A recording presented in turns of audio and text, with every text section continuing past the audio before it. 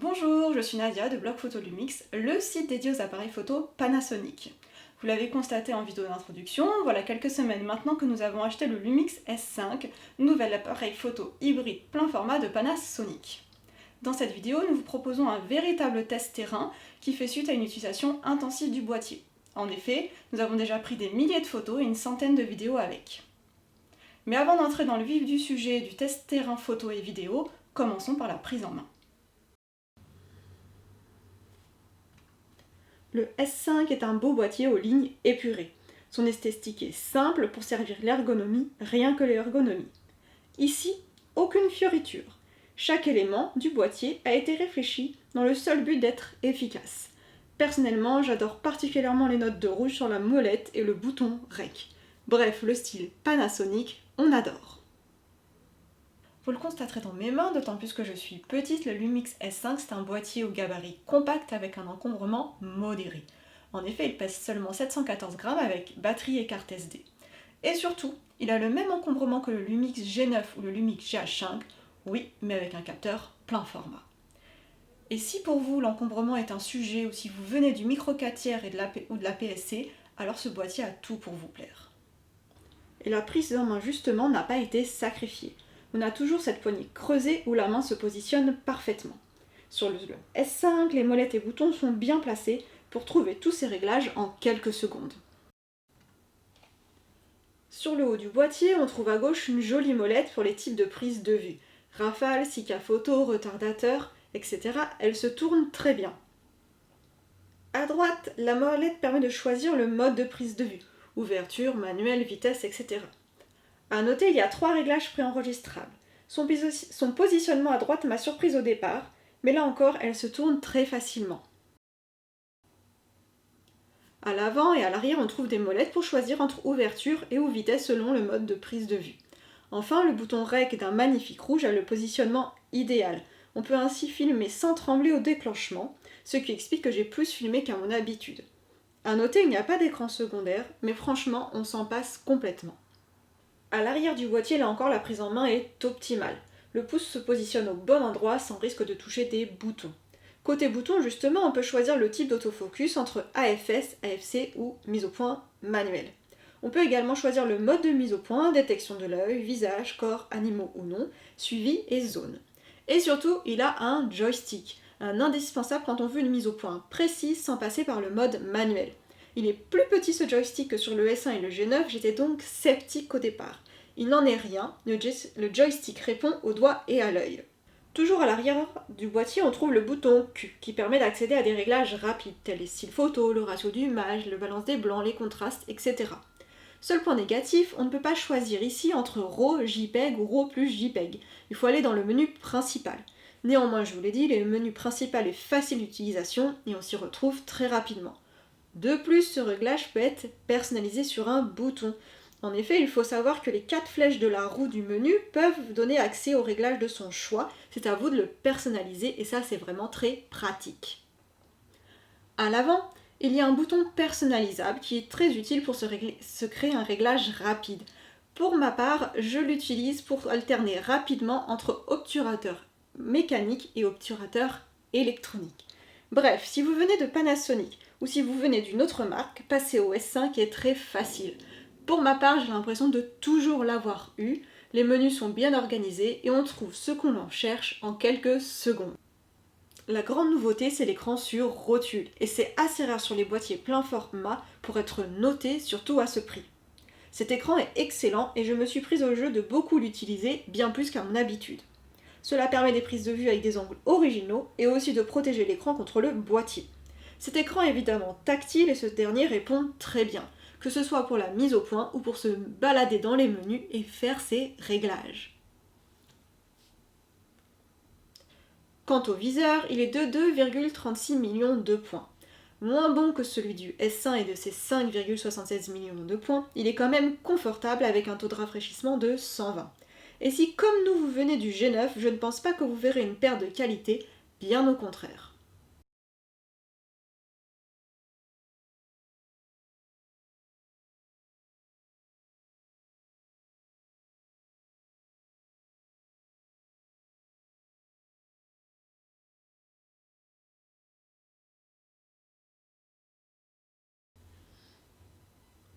Enfin, pour être parfaitement complet, on a un double stockage en carte SD, une sortie mini HDMI, une sortie USB-C, une sortie casque, une sortie micro ou encore télécommande.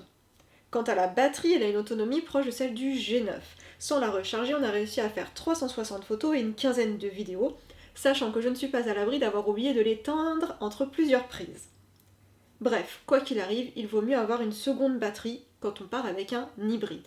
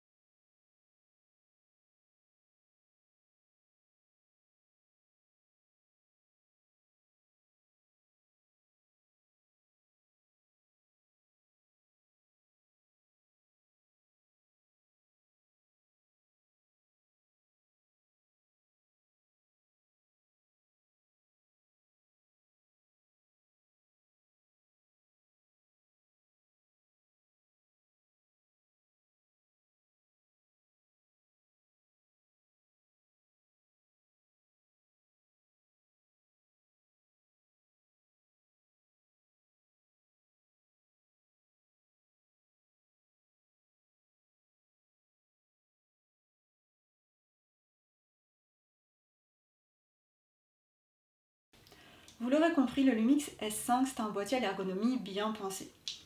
Prise en main équilibrée, boutons et molettes bien placés, on a des menus faciles d'utilisation et personnalisables. L'écran sur rotule est un vrai plus, sachant qu'il est tactile et que le tactile fonctionne très bien.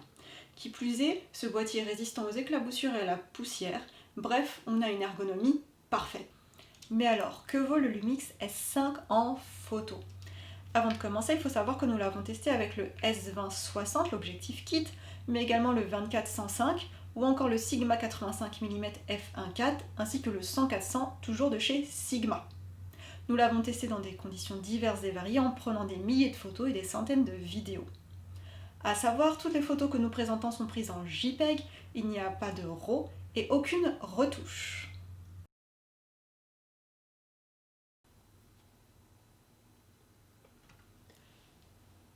Le Lumix S5 a un capteur plein format de 24 millions de pixels. Et avec lui, on apprécie toute la magie du plein format. C'est-à-dire de magnifiques photos en toutes circonstances. Une simple sortie au parc, une balade en vélo, tout devient prétexte à réussir de superbes clichés. Nous qui venons du micro 4 tiers et de la PSC, on s'est pris une claque visuelle. On ne pensait pas que la différence serait aussi flagrante. Ce qui nous a le plus marqué, c'est la grande profondeur de nos photos. On dirait qu'elles sont en 3D. Le sujet se détache parfaitement bien, chaque plan est clairement distinct. Bref, on a l'impression que l'image va sortir de l'écran. Et ça, c'est juste waouh.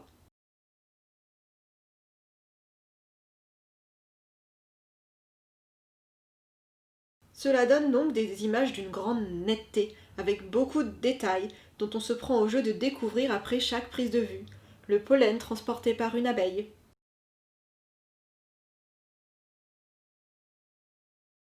une petite araignée cachée sur une fleur qu'on n'avait pas vue au moment de déclencher.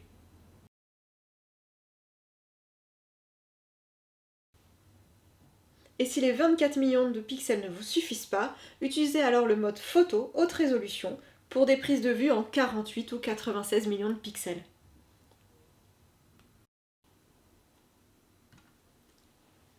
La magie du plein format, c'est aussi et surtout la beauté du flou d'arrière-plan.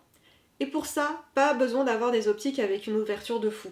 Même avec l'objectif kit le S20 60 mm, on a eu de beaux résultats. Pour le portrait et les gros plans, c'est superbe et on a enfin réalisé les photos dont on rêvait. D'autant plus quand on fixe avec des optiques en ouverture f1.4, alors là on obtient un magnifique bokeh qu'on vous laisse apprécier.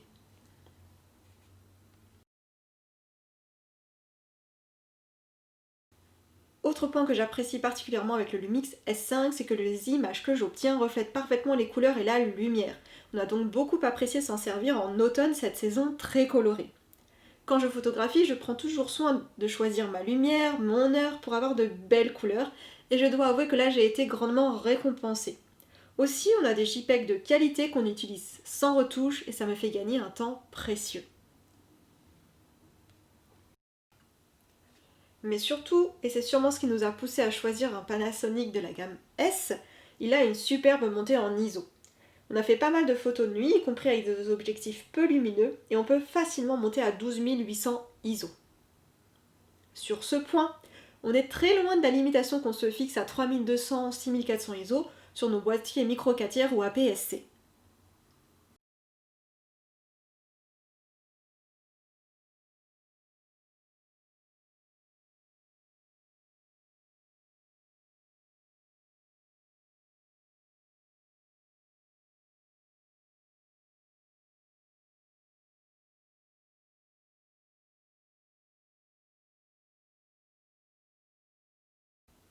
Et même à 20 000 ISO, derrière une vitre, on obtient un rendu acceptable. Bref, la montée en ISO sur le Lumix S5 est tout aussi bonne que sur le S1. Mais j'en suis sûre, le point que vous attendez le plus, c'est celui de l'autofocus.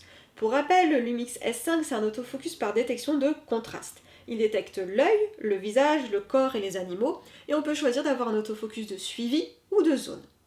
Pour tester la mise au point automatique, on a photographié notre fils, au foot, en vélo, à la maison, ou encore des animaux tels notre chat ou au zoo. Et sans suspense, la réponse est oui, l'autofocus du S5 est performant.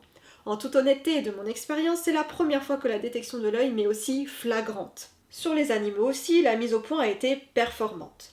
Et ce y compris avec des sujets plus difficiles, comme une panthère très mobile, derrière une vitre cachée par des feuillages. En toute honnêteté, il ne l'a pas détecté à 100%, mais je dirais plutôt à 80-90%, suffisamment pour amener des photos nettes. L'autofocus a donc véritablement été amélioré. Il est bien meilleur que sur le S1, qui doit avoir une mise à jour sur ce point, et il me semble même meilleur que sur le G9. Enfin, pour être parfaitement complet, je précise qu'il a un mode rafale d'une cadence de 5 images par seconde. Si cela ne vous suffit pas, il existe le mode 6K photo qui permet d'enregistrer 30 images par seconde en 18 millions de pixels, ce qui est plutôt pas mal pour les sujets en mouvement.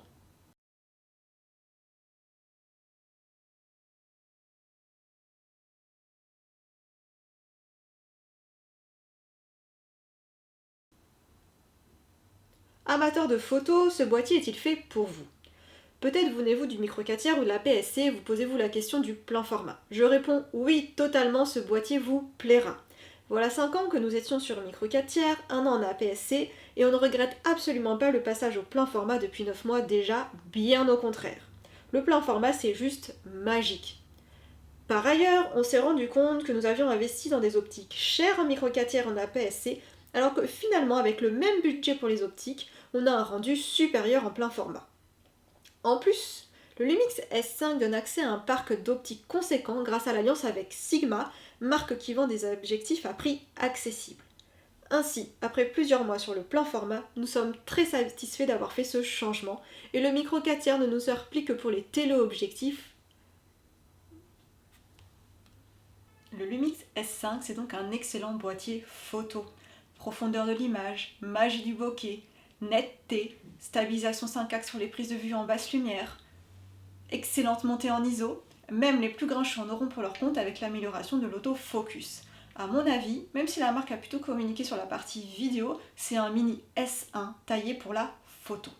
C'est surtout un boîtier polyvalent qui plaira autant aux photographes qu'aux vidéastes et ça tombe bien, on en parle maintenant.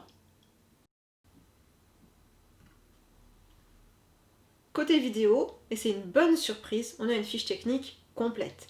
Au même tarif que le GH5 à sa sortie, on a ici la 4K 60 images par seconde, oui, mais sur un boîtier plein format. Et la 4K, ce n'est pas que pour épater la galerie.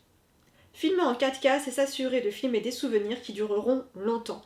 Nous allons vieillir, nos souvenirs vont s'effacer, mais nos vidéos seront toujours d'une superbe qualité. Et ça, pour nous, ça n'a pas de prix.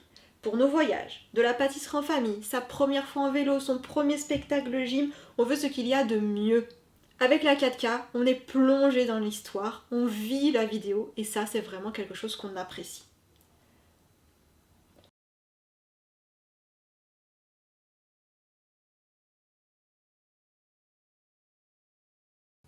Quant à la 60 images par seconde, cela donne des vidéos bien plus fluides, idéales pour des sujets en mouvement tels des enfants ou des animaux.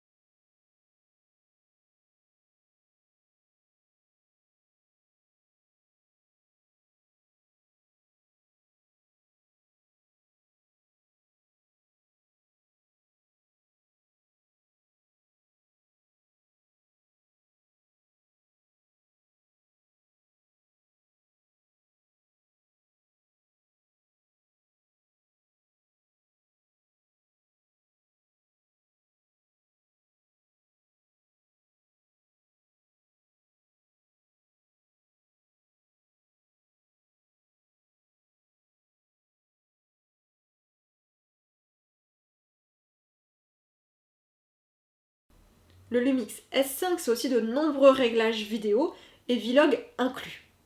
Les vidéos sont de qualité et on est complètement plongé, happé dans la scène, aussi simple soit-elle. Seul bémol, il faut le dire, on a un crop de 1,5 et ça c'est dommage.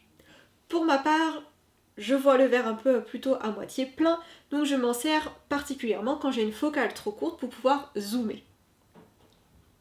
À noter, on peut filmer à la verticale, c'est très apprécié pour les réseaux sociaux, et un rectangle rouge apparaît quand on filme. Quand on ne voit pas très bien comme moi, c'est super pratique d'avoir ce voyant bien carré, bien visible, bien mieux que le clignotant rouge.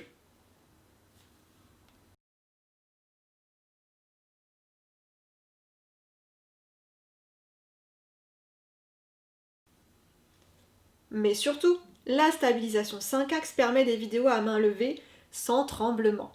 Si vous voulez quelque chose qui soit regardable, la stabilisation à 5 axes est primordiale. C'est d'autant plus vrai quand vous avez une optique Lumix stabilisée puisque vous bénéficierez de la double stabilisation optique plus capteur. Grâce à ça, pas besoin de gimbal, pas besoin de trépied, on peut partir léger et pour les randonnées en montagne, c'est très pratique. Bien sûr, si vous filmez en faisant du sport, en courant, faisant du vélo, un stabilisateur est indispensable. Mais ça, c'est vrai pour tous les appareils photo.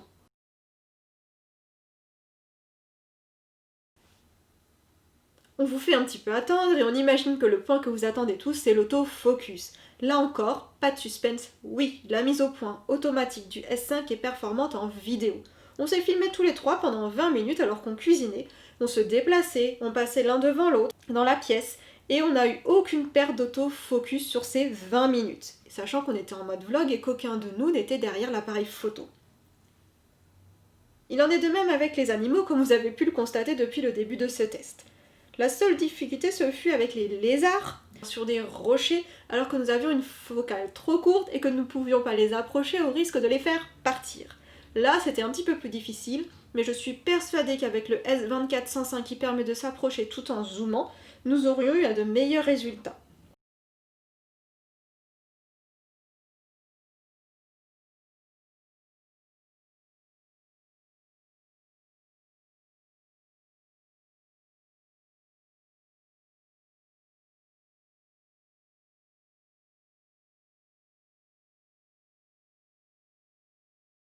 Bref, en vidéo, le Lumix S5 est excellent et même moi qui suis plutôt photo, j'ai énormément déclenché avec.